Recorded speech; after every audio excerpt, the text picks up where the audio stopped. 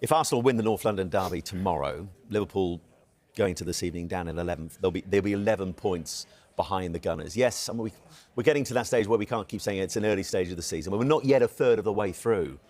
But to argue that they're somehow going to be part of this title race is becoming increasingly difficult, isn't it? It certainly is. Looks like they need a miracle to be anywhere near Arsenal at this moment in time. They lost 4 Premier League games in the whole of last season.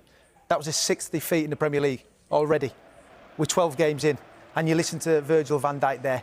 He's got a challenge on his hand as a player individually and trying to get this group of players some confidence and belief back, along with Arne Slot and the big players in that dressing room. Because for 32 minutes, they came out the blocks quick. Mo Salah looked confident again. He was running at Nico Williams. Gakpo was looking good.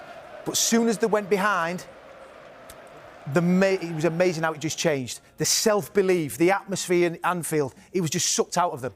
And that's because what we've seen so far this season. There's so much disbelief. I mean, the fans left early. It was a really poor performance in the second half. I mean, you have to find something within yourself. And I listen at Virgil van Dijk there. When he comes out, he's normally the most confident person. He looked broke there. He looked like it was a big challenge. And it's going to be for Liverpool to get anywhere near the top of the Premier League. And the contrast, wherever you look with Liverpool at the moment, are so stark compared to last season. They've already conceded 9 goals from set pieces, more again today. That equals the entire goals they conceded from set pieces in the whole of last season. The drop-off's been that significant, hasn't it? It has. And you know, last year I looked defensively. It was something we always thought, they're so good. When they're on the front foot, they scare the opposition defence. And now the problem is when they're on the front foot, I think Liverpool are scared of the opposition when they break away. And it was no different today with Nottingham Forest. You could see there was going to get opportunities. They sat in a low block. They were hard to break down. And then in the transition, Nottingham Forest looked dangerous on every occasion. There wasn't an awful lot of opportunities, but they lose the game 3-0.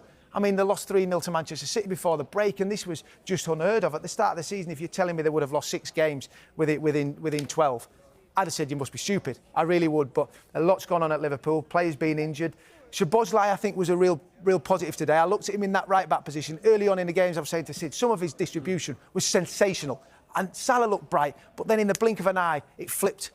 And the confidence just really looked shot. And listen, I'm not going to go to you on this again because it's not fair to put you on the spot, but just listening to Andy Robertson after that wonderful night for Scotland, speaking about where he'd been mentally in the build-up to the game after the loss of Diogo Jota, it has to be having an effect. As Arne Slot said, he doesn't want it to be an excuse, but it can't be the elephant in the room that we continue to ignore. But for Liverpool, they are miles off it.